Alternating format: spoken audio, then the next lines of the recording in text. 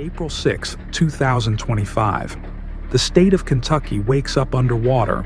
Torrential rain over the past several days has turned entire neighborhoods into rivers. Homes were destroyed, roads were swallowed, lives were lost. In this report, we'll break down what happened, how this flood unfolded, the damage it caused, and what's being done now to help thousands affected across the region. April 2nd to 3rd. The rain begins. It started with heavy rainfall in central and eastern Kentucky. Forecasts warned of possible flooding, but no one expected this scale. In just 24 hours, more than 12 inches of rain fell in some areas, a full month's worth.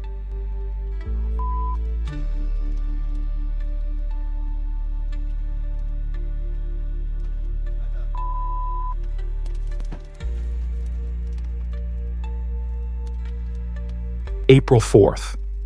Rivers rise fast. By the morning of April 4th, rivers like the Kentucky, Licking, and Ohio were surging. Water breached the banks, sweeping across roads and into homes. Emergency alerts were issued in towns like Frankfort, Versailles, and Bridgeport. April 5th. First fatality. Tragedy struck when a 9-year-old boy was swept away on his way to school in Franklin County. Governor Andy Beshear immediately declared a state of emergency across the state. That same day, nearly 40,000 homes lost power. April 6th, disaster unfolds.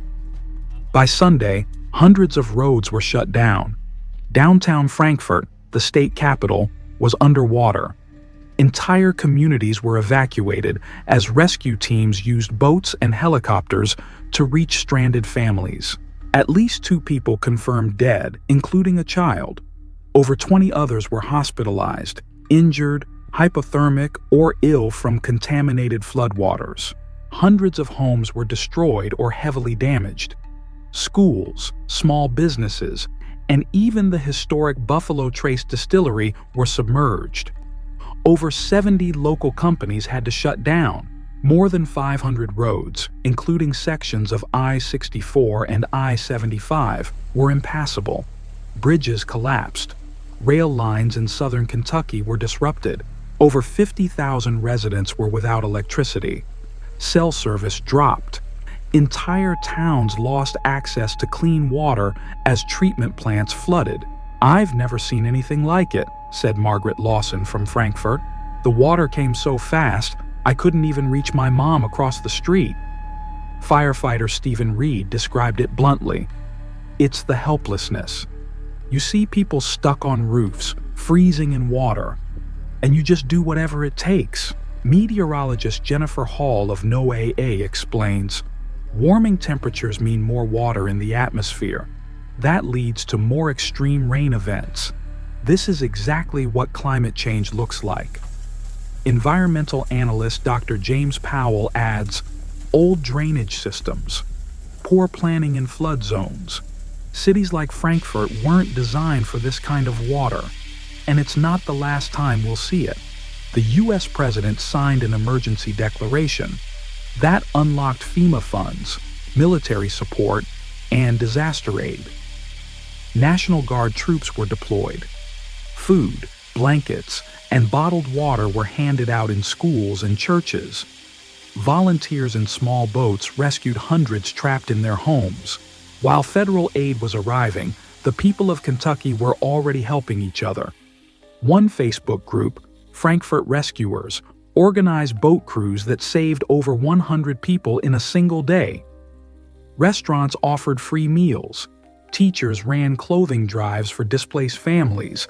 Neighbors became heroes overnight. This flood exposed just how vulnerable our towns are. Despite forecasts, emergency systems, and modern infrastructure, nature still wins when we're unprepared. Officials estimate over $450 million in damages.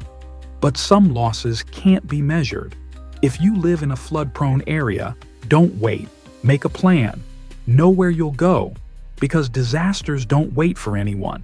This was the April 2025 flood in Kentucky.